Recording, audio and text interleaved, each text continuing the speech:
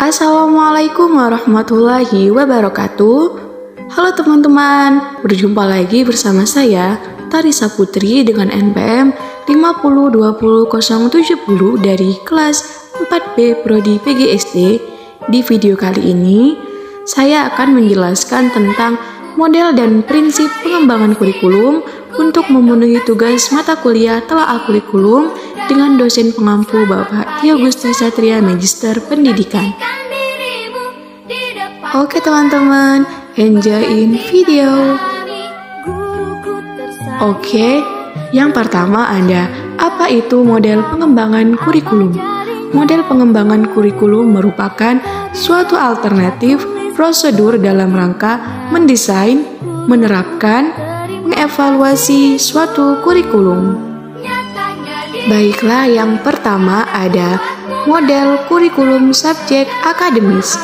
Kurikulum subjek akademis adalah model konsep kurikulum tertua dan masih sering dipakai sampai saat ini. Karena kurikulum ini cukup praktis, mudah disusun, mudah digabungkan dengan tipe lainnya. Kurikulum subjek akademis bersumber dari pendidikan klasik yang berorientasi pada masa lalu. Ciri-ciri kurikulum subjek akademis yaitu bertujuan untuk pemberian ide pengetahuan yang solid serta melatih para siswa menggunakan ide-ide dan proses penelitian. Metode yang paling sering digunakan adalah metode ekspositori dan inquiry. Yang kedua, kurikulum rekonstruksi sosial. Kurikulum ini lebih memusatkan perhatian kepada problema yang dihadapinya dalam masyarakat. Pada kurikulum ini, pendidikan bukan upaya sendiri, melainkan kegiatan bersama, interaksi, dan kerjasama. Kerjasama dan interaksi yang terjadi bukan hanya antara guru dan siswa, melainkan antara siswa dengan siswa, siswa dengan lingkungan, serta siswa dengan sumber belajar lainnya. Pandangan rekonstruksi sosial di dalam kurikulum dimulai sekitar tahun 1920. Harold Rock melihat adanya kesenjangan antara kurikulum dengan masyarakat. Rock menginginkan siswa dapat mengidentifikasi dan memecahkan masalah-masalah sosial sehingga diharapkan dapat menciptakan masyarakat baru yang lebih stabil.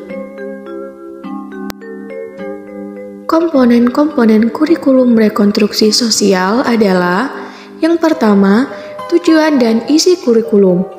Tujuan program pendidikan setiap tahun berubah. Lalu, metode. Bagi rekonstruksi, belajar merupakan kegiatan bersama. Ada ketergantungan antara seseorang dengan lainnya. Tidak ada kompetisi, yang ada adalah kerjasama, pengertian, dan konsensus. Lalu, evaluasi. Siswa dilibatkan dalam memilih, menyusun, dan menilai bahan yang akan diujikan. Ciri dari model kurikulum ini adalah bertujuan untuk menghadapkan para siswa pada tantangan, ancaman, hambatan-hambatan atau gangguan-gangguan yang dihadapi manusia dalam masyarakat. Yang ketiga, model kurikulum teknologis. Perkembangan teknologis pada abad ini sangatlah pesat. Perkembangan teknologi tersebut mempengaruhi semua bidang, termasuk bidang pendidikan. Sejak dulu, pendidikan telah menggunakan teknologi seperti papan tulis, kapur, dan lain-lain. Namun, sekarang seiring dengan kemajuan teknologi, banyak alat seperti audio, video, film, dan motion film, serta banyak alat-alat lainnya. Ciri kurikulum ini yang dikembangkan dari konsep teknologis pendidikan yaitu tujuan diarahkan pada penguasaan kompetensi yang dirumuskan dalam bentuk perilaku. Tujuan-tujuan yang bersifat umum yaitu kompetensi dirinci menjadi tujuan-tujuan khusus yang disebut objektif atau tujuan instruksional. Kita lanjut ke prinsip-prinsip kurikulum. Yang pertama ada prinsip umum. Di dalam prinsip umum ini terbagi lagi menjadi 5 prinsip. Yang pertama ada prinsip relevansi. Prinsip ini merupakan prinsip dasar yang paling dasar dalam sebuah kurikulum. Prinsip relevansi mengandung arti bahwa sebuah kurikulum harus relevan dengan perkembangan ilmu pengetahuan dan teknologi, sehingga para siswa mempelajari ilmu pengetahuan dan teknologi yang benar-benar terbaru yang memungkinkan mereka memiliki wawasan dan pemikiran yang sejalan dengan perkembangan zaman.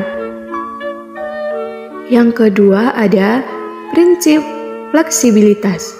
Prinsip ini terkait dengan keluasan dalam tahap implementasi kurikulum.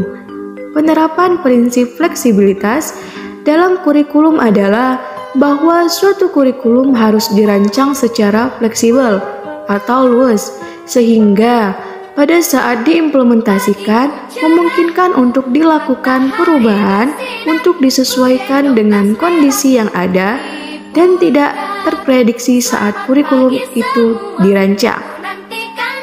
Yang ketiga, prinsip kontinuitas.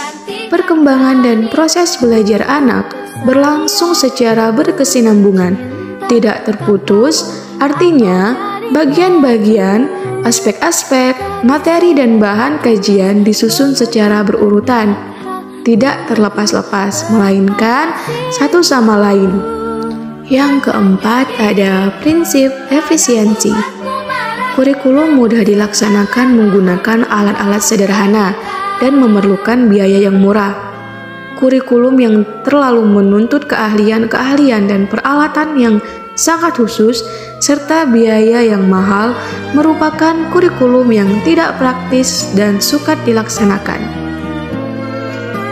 Yang terakhir ada prinsip efektivitas.